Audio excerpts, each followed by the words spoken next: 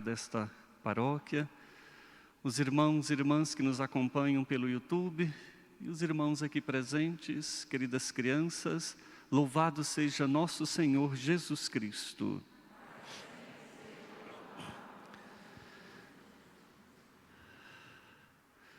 Vocês sabem que a Bíblia é o livro mais vendido no mundo, né? Nós falamos de bilhões de exemplares que são vendidos. E que tem um livro dentro da nossa caminhada cristã, que dentro dos livros religiosos é também um dos mais vendidos, que se chama Imitação de Cristo, onde nos fala da vida interior, de conselhos para crescermos na nossa intimidade com Deus e também do nosso comportamento como cristãos. O padre Raniero Cantalamessa, ele diz assim, que nós não podemos ser preguiçosos em imitar aqueles que nós temos devoção. No caso desta comunidade, uma grande devoção à Nossa Senhora da Badia, e a palavra dele cabe para nós, que nós não podemos ser preguiçosos em imitar aqueles que nós cultuamos como santos. O culto aos santos, eles nos edificam na medida em que nós tomamos como exemplo a vida deles, no caso de Nossa Senhora, e procuramos imitar a Cristo. E eu queria centrar a reflexão desta noite nesta palavra, imitação. Imitação que nós temos na realidade mundana, imitação que nós temos na realidade espiritual cristã, e a imitação a Nossa Senhora. Sabe, eu fico observando, eu não sei agora qual era essa novela, quando a gente fala dessa imitação do mundo, mas ficou muito marcado na minha mente, quando aquele ator Felipe Camargo, que se tornou um galã aí nos anos 90, né? Alguma coisa assim. E na novela que ele fazia, ele era um jovem de classe média alta. Ele usava um taco de golfe na mão. Ele andava com um taco de golfe. Eu não sei se alguém lembra disso. Agora com essas máscaras a gente não vê reação nenhuma, né? Bom, mas ele usava esse taco de golfe na mão. Onde andava, ele estava com esse taco de golfe. E depois de um determinado momento, os jovens da classe média do Brasil, alguns também começaram a desfilar nas ruas, de noite, nas baladas, com um taco de golfe na mão. A gente viu aí os jogadores de futebol, e sempre estão desfilando novos cortes de cabelo. Imediatamente, aquilo que eles fazem, os cabeleireiros e os barbeiros dizem que vira uma febre. Todo mundo chega e fala, corta o meu cabelo como igual aquele jogador. E as meninas, muitas, se influenciam também pelas youtubers, né? Então nós temos muitos influencers digitais hoje, aos quais a rapaziada, a moçada, todos estão aí acompanhando as redes sociais. Isso vai gerando uma imitação. E é interessante a gente notar assim, a quem eu estou imitando? Porque quando nós começamos a imitar uma pessoa, então é algo da personalidade dela que nos chama a atenção. Nós vimos, por exemplo, aquele seriado Malhação e novelas com crianças, e que de repente apresentaram um comportamento das crianças como se fossem adultos. Então assim, passando batom, indo no cabeleireiro. Tempos atrás, quando é que uma criança ia no cabeleireiro? Tempos atrás, quando é que uma criança ia fazer a unha, gente? Pintar a unha?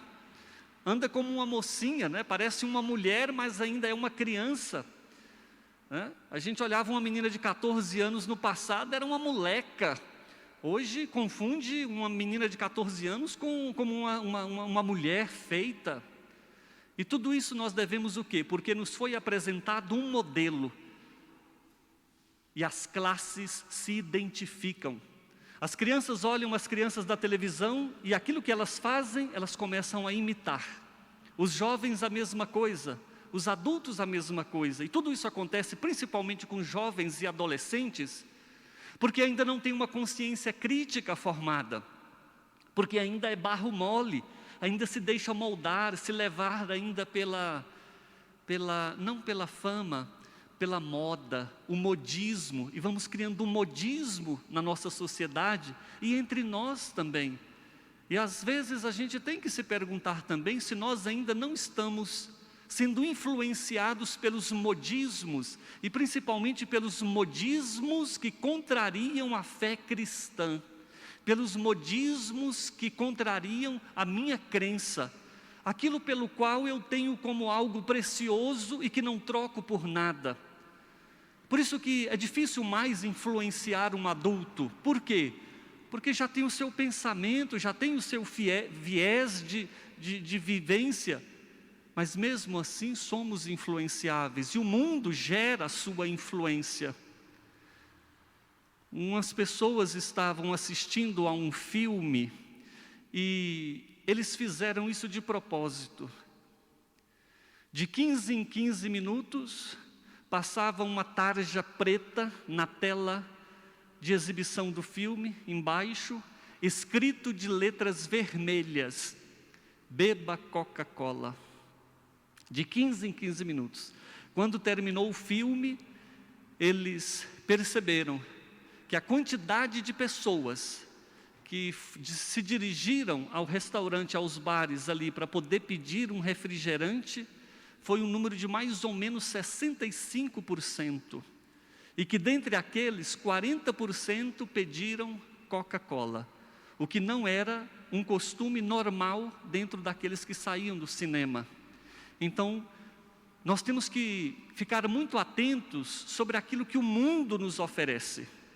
Mas aí alguém pode dizer: ah, padre, mas Deus nos deu olhos para ver.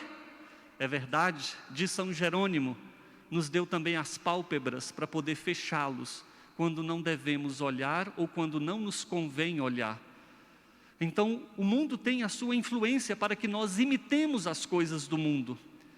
Mas Jesus, passando para um segundo ponto sobre essa imitação, Jesus veio a nós, e hoje no Evangelho ele diz assim: quem quiser me seguir, renuncie a si mesmo, tome a sua cruz de cada dia e siga-me. A quem você está seguindo? No seu celular, nas redes sociais, a quem você está seguindo? A quem que você se inscreveu lá? A quem que a gente está seguindo? Tem gente que não perde determinado programa nem um dia. Qual é esse programa que você não perde nem um dia? Esse programa, ele está na sintonia da sua fé, ele está na sintonia daquilo que nós encontramos na palavra de Deus. Jesus hoje diz: quem quiser me seguir, renuncie a si mesmo. Renunciar a nós mesmos implica sim, que nem tudo que nós podemos fazer, devemos fazer. Nem tudo que nós podemos fazer, convém que nós façamos. Para os padres, para nós, eu lembro de um pregador que ele dizia que às vezes a paróquia é uma paróquia que nos dá grandes possibilidades, né? E aí, então um padre chegou e dizendo: olha, a minha paróquia, nós estamos assim com uma economia boa, já temos o nosso centro catequético, a nossa igreja, já temos tudo organizado, eu queria pedir autorização para o senhor para comprar uma Hilux. Aí o bispo só olhou para ele e disse: padre, nem tudo que nós podemos, devemos, e nesse caso não se deve ter. Isso vale para a nossa vida, para casais cristãos, pessoas cristãs, que às vezes podemos ter dinheiro para poder fazer um castelo e viver numa redoma de ouro, de diamante, mas convém a um cristão fazer isso? Ou aquilo que lhe é dado gratuitamente também deve ser dado ao outro gratuitamente, para fazer o bem, como Cristo fez a nós, imitá-lo. Quem quiser me seguir, renuncie a si mesmo. É renunciar a muitas vontades. A gente tem muita vontade de muita coisa, né? Os jovens hoje tem uns que brigam com os pais para ter um celular novo, para ter um carro, para ter uma mobilete, assim por diante. Isso cria em muitas famílias desavença. Mas é interessante a gente olhar,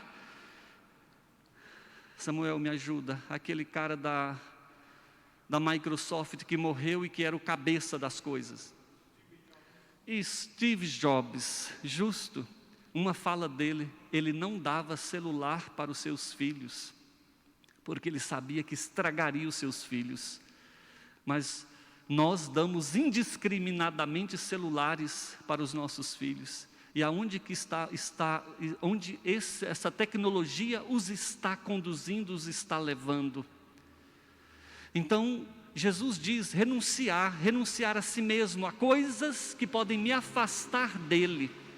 Eu acho que você já teve experiência na sua vida, na sua família, de certos elementos que vocês tinham desejos de adquiri-lo e o adquiriram. E uma vez que o adquiriram, perceberam que ao invés de ser positivo na sua vida e na vida da sua família, foram negativos. Eu lembro muito claramente televisão na fazenda. Lá na fazenda a gente ficava nas férias com papai e mamãe. Eu levava um livro todas as férias. Durante o semestre, eu ficava lendo livros. E eu escolhia um, dependendo da grossura, ou dois, para ler para os meus pais de noite. A gente trabalhava na roça o dia inteiro, nas férias, aí de noite jantávamos, depois do banho, e sentávamos ali no fogão. E aí eu ia ler o livro para eles. Acredita que mamãe apressava de lavar as vasilhas, ou às vezes até deixava para lavar no outro dia, e já sentava no fogão para poder escutar as histórias dos livros. Quando chegou a televisão foi mais forte do que as minhas leituras, chamou mais atenção. A gente reunia sempre 6 horas para rezar o terço na sexta-feira, aí de repente um estava lá grudado na televisão. Isso foi só um exemplo do passado, mas hoje temos exemplos do presente. Ou seja, nem tudo o que nós podemos, nós devemos. E a nossa fé cristã, a nossa oração, a nossa sintonia com Deus deve nos levar a perceber o que tirar e o que colocar, e que acrescente positivamente. Renuncie a si mesmo, tome a sua cruz de cada dia. Tomar a nossa cruz de cada dia é viver de acordo com o nosso estado de vida. No meu caso, sou um sacerdote, sou um bispo, sou um religioso como o padre Samuel, como o padre Fagner.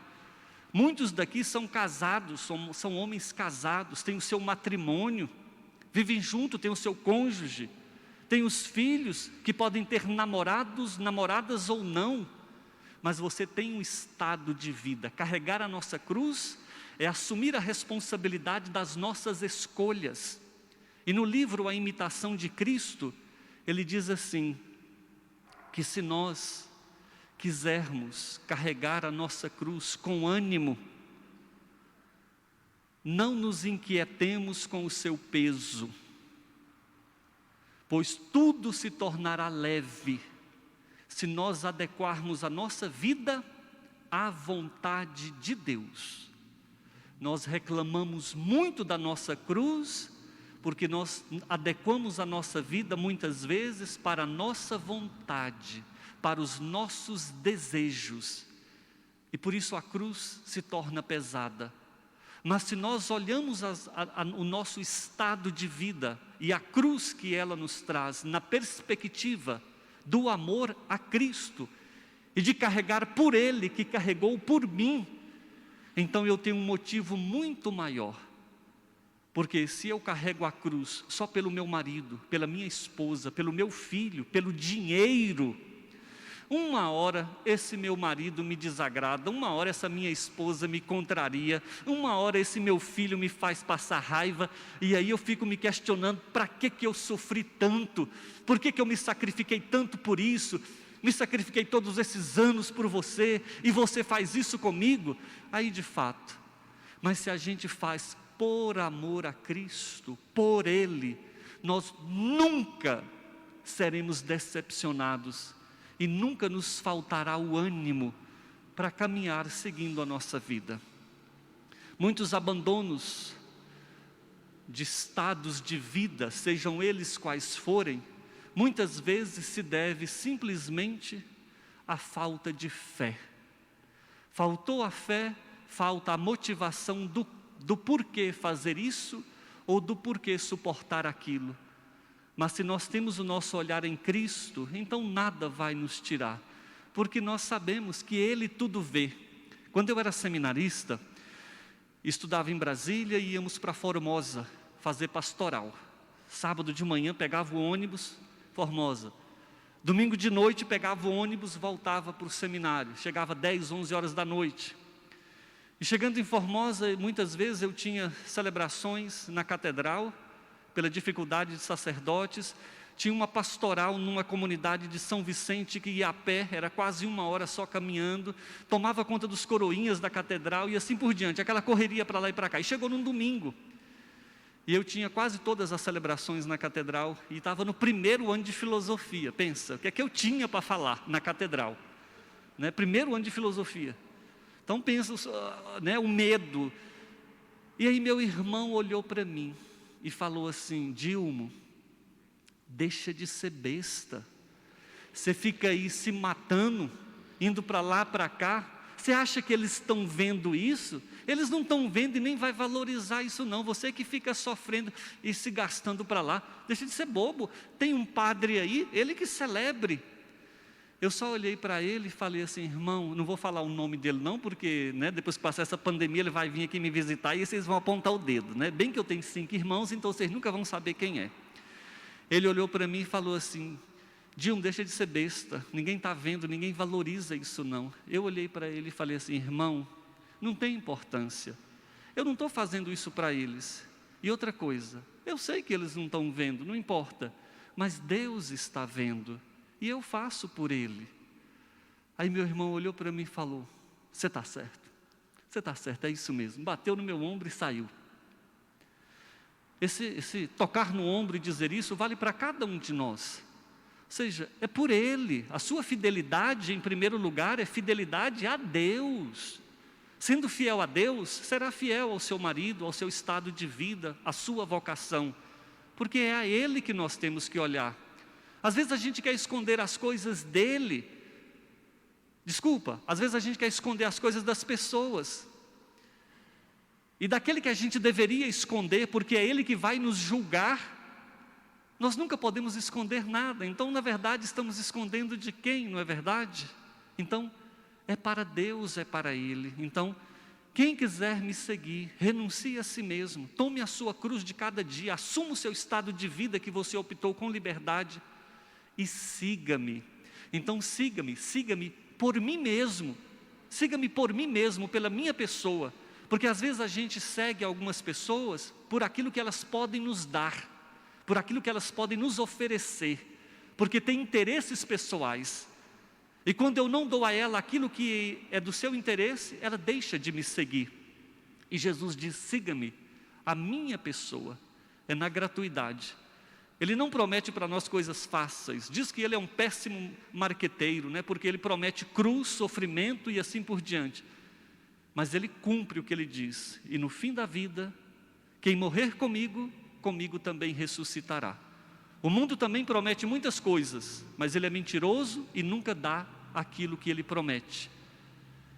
E por último, celebrando esta novena Nossa Senhora da Badia, a quem nós devemos ter um amor muito particular, né? Lembremos que Nossa Senhora, ela está acima de todos os santos. Então o amor, a nossa devoção a ela não é uma devoção opcional, né? Falar assim: eu sou católico e eu não tenho devoção a Nossa Senhora. O magistério da igreja já definiu que a devoção a Nossa Senhora, ela faz parte da vida de todo católico. Porque aonde está Maria, ali está Jesus, e aonde está Jesus, ali está Maria. Então, temos que ter um amor muito especial a Nossa Senhora. E tinha um padre que estava viajando num trem, em Roma, na Itália, e estava sentado ali, lendo, rezando o breviário, a liturgia das horas. Estava ali tranquilo. E perto dele tinha um casal na frente com um filho, sentados. E aquele menino estava de olho no padre ali, né? Mexia ali e tal, estava olhando para o padre ali com o breviário na mão, rezando. Aí de repente tinha uma irregularidade no trilho, e o trilho deu uma balançada. E o breviário que estava na mão do padre caiu. E caiu, a gente sempre enche o livro da gente de fotografias de santo, né? Essas coisas que a gente vai ganhando, vai colocando. Quando caiu, esparramou ali. Aí o padre abaixou para pegar o breviário e a criança foi ajudar a pegar os santinhos que saiu do breviário. Aí de repente ele pegou uma fotografia, uma imagem de Nossa Senhora. Aí ele olhou para a imagem de Nossa Senhora e olhou para o padre. Firmou a vista no padre, depois olhou para Nossa Senhora e falou: quem é essa aqui? E ele disse: é minha mãe. Aí ele firmou a vista mesmo, olhou para ela, olhou para ele, olhou para ela, olhou para ele, aí virou e falou: nossa, mas o senhor não parece nadinha com ela. Aí o padre pegou a fotografia da mão dele, colocou dentro do breviário, deu um suspiro e falou assim: meu filho, você tem razão. Mas você não sabe o tanto, mas o tanto que eu me esforço para parecer pelo menos um pouquinho com ela. Maria, ela nos ensina a amar Jesus. Maria, ela nos ensina o silêncio. Quantas desavenças, quantas coisas ruins acontecem porque nós não sabemos silenciar. Maria nos ensina a seguir Jesus. Maria nos ensina a estar aos pés da cruz, a sofrer. Maria é aquela que perdeu o filho, e não foi qualquer filho, filho de Deus. Então ela perdeu o filho, ela perdeu o marido. Então ela é uma mãe que viu o filho morrer, era viúva também. Então, para dizer assim, as dores que uma mulher pode passar na vida de perdas, Maria passou, como mãe, como filha, como esposa. Então ninguém melhor, principalmente para nós, mas de um modo exclusivo, cada mulher olhar para Maria e ver nela o seu exemplo de seguir hoje, de imitar. Nós somos convidados hoje a dar like, nós somos hoje convidados a nos inscrever, dizer: a partir de hoje eu estou inscrito, Nossa Senhora, nas suas redes sociais. Ou seja, é a sua oração pessoal com ela, todos os dias, o terço, as ladainhas que rezamos, mas uma devoção particular. Vamos abaixar um momento a nossa cabeça.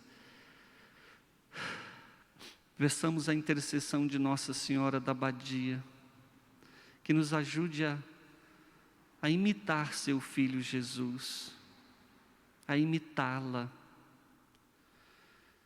E na minha vida hoje, a quem que eu imito? A quem eu estou seguindo? Quem eu estou seguindo também segue Jesus? Quem eu imito também imitou Jesus?